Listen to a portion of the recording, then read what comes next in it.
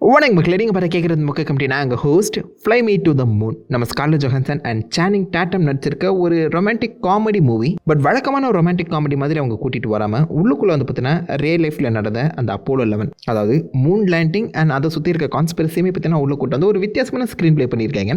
ரொம்ப நல்லா இருக்குங்க, வித்தியாசமாக இருக்குது. வழக்கமான ஒரு ரொமான்டிக் காமெடியை பார்க்காம உங்களுக்கு அந்த சயின்டிஃபிக் டேர்ம்ஸுமே பார்த்தீங்கன்னா உள்ள நோச்சு சொன்னது எனக்கு ரொம்ப பிடிச்சிருந்துச்சு. ஸோ உங்களுக்கு இந்த மாதிரி ரொமான்டிக் காமெடி அண்ட் சயின்ஸ் மேலே இன்ட்ரெஸ்ட் இருந்தால் இதெல்லாம் மிஸ் பண்ணாதீங்க, மறக்காம செக் பண்ணி பாருங்க. அது ஒரு மிக முக்கியமான நியூட்ரல் பாயிண்ட். அதை தொடர்ந்து இந்த படத்தோட மிக முக்கியமான ஒரு பாசிட்டிவ் பாயிண்ட்னா அது கண்டிப்பாக ஸ்கார்லெட் ஜோஹான்சன் தான். அவங்க அப்பியர் ஆகிற எல்லா ஷாட் எல்லா சீனுமே பார்த்தீங்கன்னா அள்ளி சாப்பிட்டு போயிடுறாங்க. அவ்வளோ எனர்ஜெட்டிக்காக அவ்வளோ சார்மிங்காக ஒவ்வொரு ஷாட்டையுமே அவங்க சூப்பராக பெர்ஃபார்ம் பண்ணி கொடுத்துருக்காங்க. இந்த படத்துக்கு அவங்க தான் ஃபர்ஸ்ட் டைம் ப்ரொடியூசராக வராங்க. ஸோ ப்ரொடியூசராக இருக்க அந்த டென்ஷன் எங்கேயுமே உங்களால் அவங்க கண்ணில் பார்க்கவே முடியாது. அவ்வளோ பியூட்டிஃபுல்லான ஒரு பர்ஃபார்மன்ஸ். எந்த அளவுக்குனா இந்த படத்தில் அந்த அப்போலோ 11 சொன்ன பார்த்தீங்களா, அந்த மூன் லேண்டிங்குங்கிற ஒரு விஷயம் நடக்கும். ஸோ அந்த சமிட்டில் எல்லாருமே செலிப்ரேட் பண்ணுவாங்க. ஃபுல் ஃபோக்கஸ் வந்து சானிங் டாட்டம் மேலே தான் இருக்கும். பட் அந்த சமிட்டில் சின்னதாக ஒரு ஷாட் இந்த பக்கம் நம்ம ஸ்கார்லெட் ஜோஹான்சன் பக்கம் திருப்பிட்டு எடுப்பாங்க. மற்றவங்க செலிப்ரேட் பண்ணும்போது இவ முகத்தில் ஒரு வித்தியாசமான ஏக்கம் இருக்கும். அது அவ்வளோ அழகாக வந்து பார்த்தீங்கன்னா கேப்சர் பண்ணியிருப்பாங்க. லைக் அவ்வளோ பியூட்டிஃபுல்லாக இருக்குங்க அந்த ஒரு ஷாட், அவ்வளோ சூப்பராக இருக்கும். அதில் நம்ம ஸ்கார்லெட்டோட அந்த பெர்ஃபார்மன்ஸுமே அவ்வளோ டிமாண்டிங்காக இருந்துச்சு, நல்லா இருந்துச்சு. இந்த மாதிரி அகைன் அவங்க அப்பியர் ஆகிற எல்லா ஷாட் எல்லா சீனுமே பார்த்தீங்கன்னா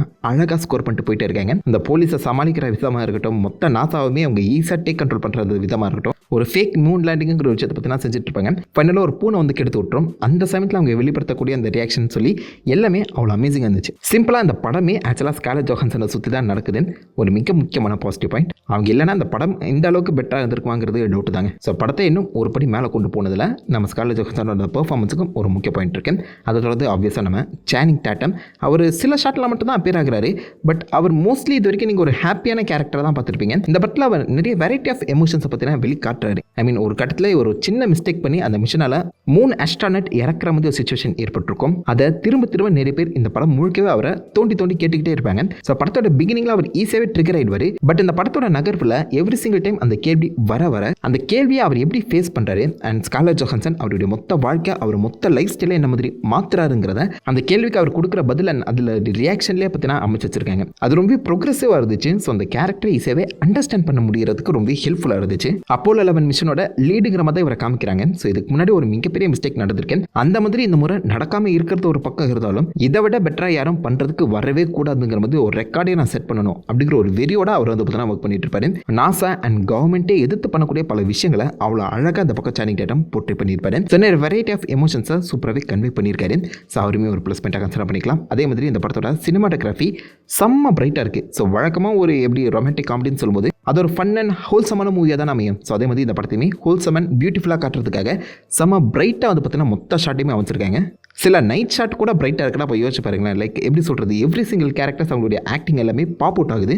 ஒரு ஹார்ட்ஃபெல்ட்டான ஹோல்சம் மூவி வைப் வந்து பார்த்தீங்கன்னா இந்த படம் சில இடங்களை அழகாகவே டச் பண்ணுது. 1960s நடக்கக்கூடிய ஒரு பீரியட் படமாக தான் அதை வந்து ப்ரெசென்ட் பண்ணியிருக்காங்க அந்த காரணத்தினால. அந்த சமயத்தில் இந்த ஹியூமன்ஸ் என்ன மாதிரி இருந்தாங்க, அப்போதைக்கு இருக்க அந்த டெக்னாலஜி என்ன மாதிரி வைப்ரண்ட்டாக இருந்துச்சுன்னு சொல்லி அது எல்லாத்தையுமே அழகாக போர்ட்ரே பண்ணியிருக்காங்க. அந்த பீரியட் செட்டிங் எனக்கு ரொம்ப பிடிச்சிருந்துச்சு. ஸோ அதை காமிச்ச விதம்ங்கிறதும் ரொம்ப நல்லா இருந்துச்சு. It's a bright and colourful movie. அதை தொடர்ந்து ஏகப்பட்ட ப்ராக்டிக்கல் எஃபெக்ட்ஸ் தான் புல் ஆஃப் பண்ணியிருக்காங்க. ஸோ நிஜமாலே நாசா குழப்பெல்லாம் ஷூட் பண்ணாங்களான்னு தெரியல. பட் அந்த ஒரு ஃபீல், அந்த ஒரு ப்ராக்டிக்கல் எஃபெக்ட்டுங்கிறது சூப்பராக ஒர்க் அவுட் ஆச்சு. அதே மாதிரி உண்மையான மூன் லேண்டிங்கை அவங்க ஃபேக்காக ரீக்ரியேட் பண்ணுற அந்த சீக்வன்ஸ் எல்லாமே ரொம்ப ஃபன்னாக இருந்துச்சு.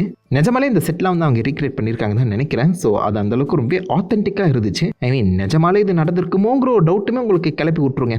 அதாவது வழக்கமாகவே இப்போதைக்கு கான்ஸ்பிரசி தியரிஸ் தான் நிறைய இந்த மூன் லேண்டிங்கை சுற்றி இருக்க அந்த காரணத்தினால இந்த படம் லைட்டாக அந்த கான்ஸ்பிரசிக்கு தீனி போடுற மாதிரி தான் உங்களுக்கு ஃபீல் ஆகும். பட் உண்மையாகவே இந்த பக்கம் மூன் லேண்டிங் நடந்திருக்கு, அதுக்கான ரெக்கார்ட்ஸுங்கிற மாதிரியும் பல விஷயங்கள் பற்றி நான் கொடுத்துருக்காங்க. ஸோ லைட்டாக அந்த கான்ஸ்பிரசி பேசுகிறது நல்லா இருந்துச்சு. அது ஒரு வித்தியாசமான டேக்காக இருந்துச்சுங்க. எனக்கு என்னமோ அந்த ராம்காம் சைடை தாண்டி இந்த சயின்ஸுக்கு தான் அதிகமான முக்கியத்துவம் கொடுத்த மாதிரி ஃபீல் ஆச்சு. சயின்டிஃபிக் டேர்ம்ஸ் அந்த நிறைய விஷயங்களை அவ்வளோ அழகாக ஹேண்டில் பண்ணியிருந்தாங்க. அண்ட் ரொமான்டிக் காமெடின்னு வரும்போது ரொமான்ஸ் ஓரளவுக்கு ஓகே, ஏன்னா ஆல்மோஸ்ட் லைக் வழக்கம் போல தான் படம் முழுக்கவே சண்டை போட்டுட்டு இருப்பாங்க, ஃபைனலாக ஒன்றா சேர்ந்துருவாங்க. அந்த ஒரு கிளீஷியாவான ரொமான்ஸ் தான். அண்ட் காமெடிங்கிறது நிறைய இடங்கள் எனக்கு அழகாகவே ஒர்க் அவுட் ஆச்சுங்க. சின்ன சின்ன டைலாக்ஸில் கூட வந்து பார்த்தா அந்த காமெடிங்கிறது சூப்பராக இருந்துச்சு. அண்ட் முக்கியமாக நம்ம ஸ்கார்லெட் ஜோஹான்சனோட அந்த ஆக்டிங், அவளுடைய அந்த கேரக்டர் ஸ்டைலே கிட்டத்தட்ட ஒரு ஜோவியலான கேரக்டர் மாதிரி ப்ரெசென்ட் பண்ணியிருக்காங்க. அந்த காரணத்தினால படம் முழுக்கவே ஒரு ஃபன்னான டோனில் தான் நகர்ந்துட்டு இருந்துச்சு. ஸோ அதில் எந்த ஒரு குறையுமே சொல்ல முடியாது. சில எமோஷன் சீக்வன்ஸ் ஓரளவுக்கு டீசெண்டாக இருக்கும், பெஸ்ட்டுன்னு சொல்ல முடியாது. அண்ட் டைலாக் சில இடங்களை பார்த்தீங்கன்னா ரொம்ப அழகாக பண்ணியிருந்தாங்க.